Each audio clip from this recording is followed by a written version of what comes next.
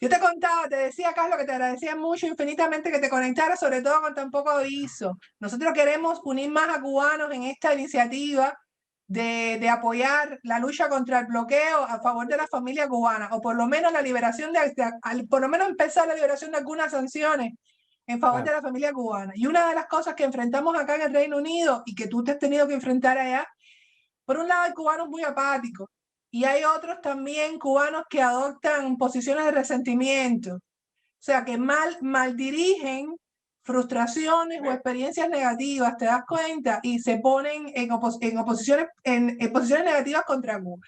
Y un poco también que queríamos aprender de tus experiencias, de que tú nos hablaras de tu iniciativa también. Por supuesto que todos sabemos de Puentes de Amor porque te escuchamos y te vemos mucho, pero nos gustaría que nos hablaras de eso y también cómo tú te has ido aproximando, te das cuenta, a unir más cubanos a esta lucha que va más allá de barreras, de diferencias ideológicas. No tiene que ver con diferencias ideológicas para nada.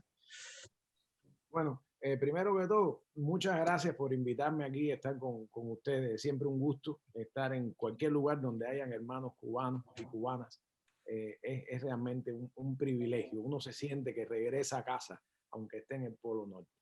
Entonces, tú decías algo que de hermanos que ya sea son un poco apáticos, que no participan, y otros hermanos que están del lado del odio, del lado de atacar, del lado de no entender esta lucha. Yo te digo que yo creo que, y casi nunca me las doy de saber mucho, porque en realidad uno no sabe nada, uno aprende todos los días. Pero yo sé un poquitico de lo que es el odio, porque yo un día odié y estuve en el mismo lugar que están muchos hermanos y hermanas mías hoy. Es decir, en el lado de, incluso me da pena decir esto ahora, pero creo que es bueno decirlo, porque educa también. Yo estuve en una época a favor de las sanciones a Cuba.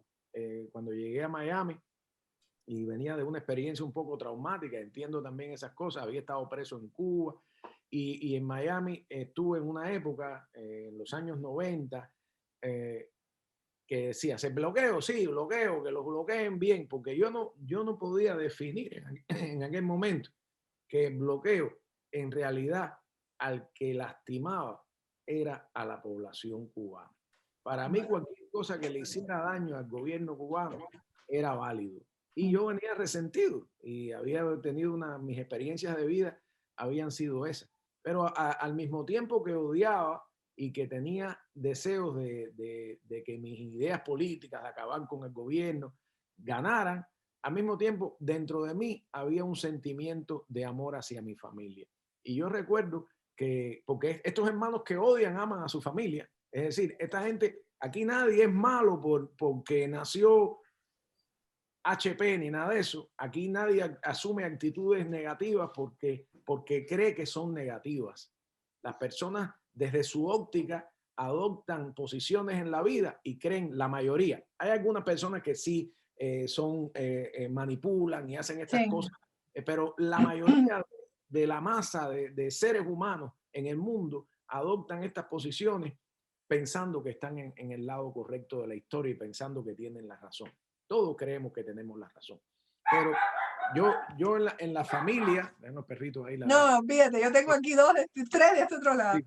Yo en este caso recuerdo una experiencia que fue para mí, Negri, chica, ya. Una experiencia que fue para mí bastante fuerte. Fue que mi papá estaba de visita. Esto lo escribí en un texto una vez.